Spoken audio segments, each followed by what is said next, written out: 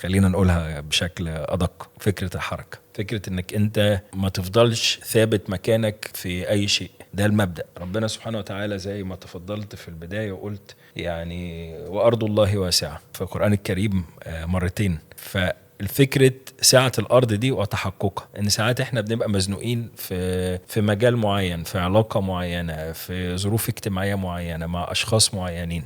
طيب السؤال الأساسي، هل إحنا جربنا ندرك حقيقة سعة الأرض دي بمعناها الفيزيكال، معناها كأرض جغرافيا، ومعناها كمان نفسيا، مش بس فكرة المكان. يعني انت ممكن واحد ما يكونش عنده القدرة انه يروح يسافر برا مصر او يسافر برا البلد بشكل كبير، ولكن عنده قدرة يسافر جوه البلد، عنده قدرة انه يتحرك. ودي كانت البداية. انا لما تذكرت مثلا في التطوع كانت دي بداية، ان الواحد يبتدي يتحرك في مصر، انه يبقى عنده هدف، انا عايز اشوف مصر كلها. انا اؤمن بالقاعدة الفقهية اللي بتقول، وهو في الفقه هنا ده كمان مش دين بس، الفقه في اللغة الفهم، الفقه لغة الفهم. فكلمة فقه يعني فهمه. فمن قواعد في الفقه الكبرى قاعدة ايه؟ الحكم على الشيء ايه؟ فرع عن تصوره. انك عشان تحكم على حاجة لازم تفهمها كويس. فمثلا يعني انا بنتكلم على مصر مثلا، دي اول خطوة. اذا انت مهتم بشأن البلد دي، انت جزء من تكوينك انك تفهمها، انك تكون شفت المحافظة دي، عرفت اسوان دي فين، ايه الوادي الجديد دي. لما تعرف ان الوادي الجديد دي تقريبا